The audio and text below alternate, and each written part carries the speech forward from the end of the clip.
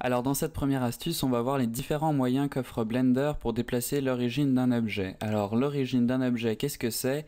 C'est ce petit point orange qu'on voit au milieu de notre objet et à partir duquel va s'effectuer les opérations qu'on va faire sur notre objet. Donc par exemple, si je déplace mon mesh ici et que je fais une rotation sur l'axe des Z, vous voyez que mon mesh tourne autour de son origine. Donc on va voir qu'on va pouvoir déplacer cette origine à plusieurs endroits différents. Donc pour déplacer cette origine, on a un raccourci clavier assez compliqué mais qui va être très pratique, c'est CTRL-SHIFT-ALT-C, donc qui nous amène cette petite fenêtre qui nous permet de déplacer l'origine de l'objet. Donc la première option c'est Geometry to Origin, donc pour cela je vais déplacer mon mesh en mode édition et vous voyez que l'origine elle n'a pas bougé, elle est toujours au centre de la vue 3D et donc si je fais CTRL SHIFT ALT C, Geometry to Origin, c'est mon mesh qui va se déplacer à la position de l'origine. Si je fais par contre la deuxième option Origin to Geometry, c'est cette fois l'origine qui va se déplacer vers mon objet. La troisième option Origin to 3D Cursor, donc ça c'est très simple, ça va déplacer l'origine de mon objet là où est mon curseur 3D. Donc si je déplace mon curseur 3D ailleurs, vous voyez qu'à chaque fois l'origine va se déplacer à sa position. Et le dernier, donc Origin to Center of Mass, ça va déplacer l'origine au centre de notre objet. Donc par exemple, si je viens ici déplacer quelques vertex comme ceci et que je refais Origin to Center of Mass, vous voyez que l'origine de l'objet va se déplacer à chaque fois au milieu de notre mesh. Donc voilà pour cette première astuce. Pour cette deuxième astuce, on va voir comment lier différents paramètres à plusieurs objets. Donc par exemple, je vais venir créer un cube, je vais le modifier un petit peu, donc je vais bouger les vertex comme ceci.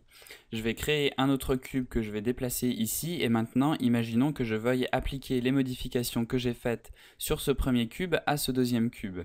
Donc pour faire ceci, je vais sélectionner mon deuxième cube, ensuite sélectionner mon premier cube et appuyer sur CTRL L, donc qui est le raccourci clavier qui nous amène sur cette fenêtre Make Links, et cette fois par exemple je vais pouvoir lier Object Data, donc vous voyez qu'après avoir lié les données de cet objet, une fois que je viens faire des modifications sur mon premier objet, les modifications sont appliquées sur le deuxième objet. Donc comme ça mes deux objets sont liés et toute modification que j'effectue sur un objet se répercute sur l'autre objet. Donc ça c'est l'une des possibilités que nous offre cette fonction. On a bien sûr d'autres possibilités, donc comme par exemple pouvoir lier les matériaux. Alors je vais créer un cube et le dupliquer plusieurs fois. Donc maintenant j'applique un nouveau matériau rouge à mon objet de référence, ensuite je sélectionne tous les autres objets, et en dernier je sélectionne mon objet de référence, je fais CTRL L Materials, et là vous voyez que tous mes matériaux deviennent rouges. Donc on a plein d'autres options comme celles que je vous ai montrées, la plupart sont assez intuitives, donc on peut par exemple lier les modificateurs ou les données d'animation, donc je vous laisse découvrir par vous-même les autres options de ce menu. Alors pour cette troisième astuce, je vais vous montrer les options de Snap qu'on a de disponibles avec le raccourci clavier Shift S qui dispose en tout de 6 options divisées en deux parties. Alors avec les deux premières options, Selection to Grid et Selection to Cursor, c'est notre objet qui va se déplacer, alors qu'avec les 4 options suivantes, c'est le curseur 3D qui va se déplacer. Alors la première option, Selection to Grid, ça va permettre de snapper un objet sur la grille. Donc je vais me mettre en vue de haut et je vais déplacer légèrement mon cube pour que le coin en haut à gauche se retrouve au milieu d'un carreau. Et maintenant, si je fais Shift S Selection to Grid, vous allez voir que mon cube va se positionner automatiquement à l'intersection de deux lignes de ma grille.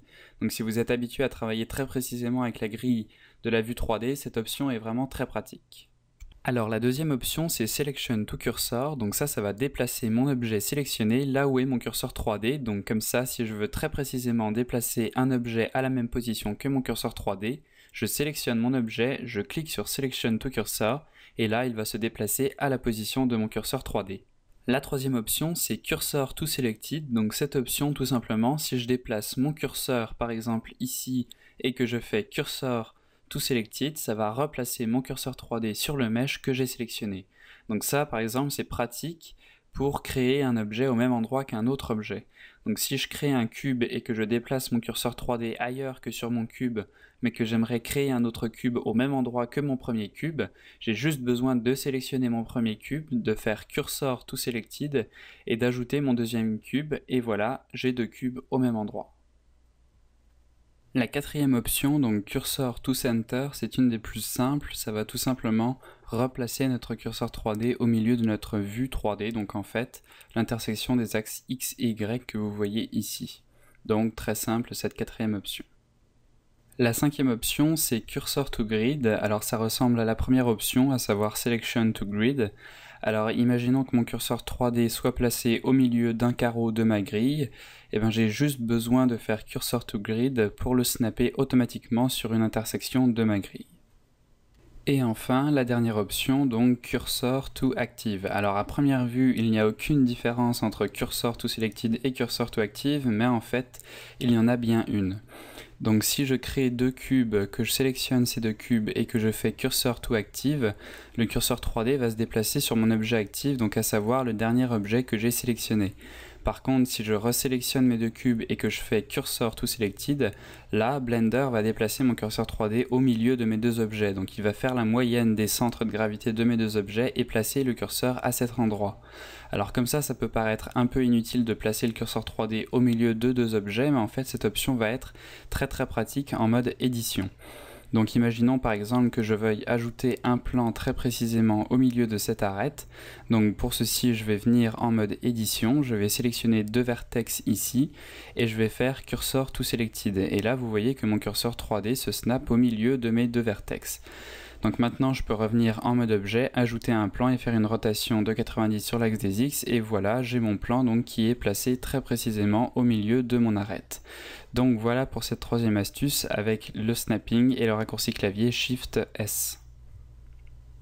Alors pour cette quatrième astuce, je vais vous montrer comment convertir une géométrie en courbe et vice versa. Donc premièrement, si on vient ici par exemple créer un plan et qu'on aimerait convertir ces arêtes en courbes, on peut très rapidement le faire avec le raccourci clavier Alt-C qui nous amène deux options. Donc la première, Curve from Mesh ou Text.